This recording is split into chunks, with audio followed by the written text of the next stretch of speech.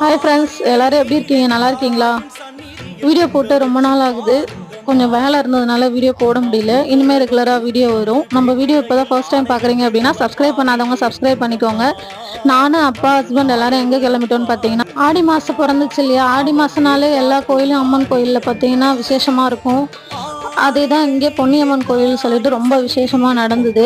அன்னதானம் போட்டாங்க. முக்கியமாக நம்ம போகிறது எல்லாமே அன்னதானம் வாங்கி சாப்பிட்றது தானே போவோம். சாமியோட சாப்பாடு வாங்கி சாப்பிட்றது ரொம்ப நல்லது இல்லையாச்சா?